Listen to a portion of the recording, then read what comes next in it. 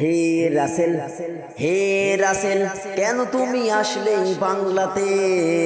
হে রাসেল, তোমার আতঙ্কে ঘুম নেই, কাজ নেই, ক্ষেত খামারে আছে শুধু টেনশন টেনশন। হে রাসেল, হে রাসেল, ফিরে যাও প্লিজ, ভারত ফিরে যাও।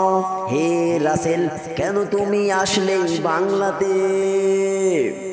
একদিকে পড়তেছে প্রচন্ড গরম, আরেকদিকে তোমার আতঙ্ক। একদিকে পড়তেছে প্রচন্ড গরম, আরেকদিকে তোমার আতঙ্ক। আমরা এখন কি করব? চারিদিকে শুধুই টেনশন টেনশন।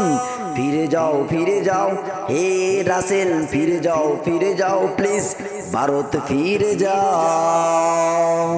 হে রাসেল, কেন তুমি আসলে বাংলাতে? কেন তুমি আসলে বাংলাতে? ঘুম নেই, কাজ নেই, ক্ষেত খামারে আছে শুধু টেনশন টেনশন। হে রাসেল, ফিরে যাও তুমি বাংলাতে। ফিরে যাও প্লিজ, ভারত ফিরে যাও। আমরা করেছি তোমাকে ভাইরাল, জানি এখন তোমার রক্ষা নাই। যেখানে পাওয়া যাবে তোমাকে, সেখানে মারা হবে তোমাকে। আমরা করেছি তোমাকে ভাইরাল, জানি এখন তোমার রক্ষা নাই। যেখানে পাওয়া যাবে তোমাকে, সেখানে মারা হবে তোমাকে। হে রাসেল, তুমিও বাঁচো, আমরাও বাঁচি।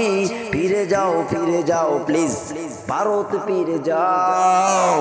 হে রাসেল, ফিরে যাও প্লিজ, ভারত ফিরে যাও। তোমাকে নিয়ে শুরু হলো গুজব, তোমাকে নিয়ে শুরু হলো নাটক। আর থেকো না, ফিরে যাও বাংলাতে। ফিরে যাও, আর থেকো না তুমি বাংলাতে। ফিরে যাও প্লিজ, ভারত ফিরে যাও। হে রাসেল, হে রাসেল, কেন তুমি আসলেই বাংলাতে? ফিরে যাও প্লিজ, ভারত ফিরে যাও।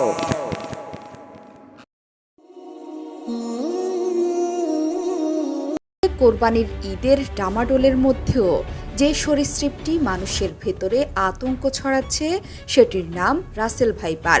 বিশ্বের অন্যতম বিষধর সাপ রাসেল ভাইপার। এদেশের মানুষের কাছে এটি চন্দ্রবোড়া বা উলুবোড়া নামেই বেশি পরিচিত। সম্প্রতি দেশের কিছু অঞ্চলে এই বিষধর সাপটির আনাগোনা বেড়েছে।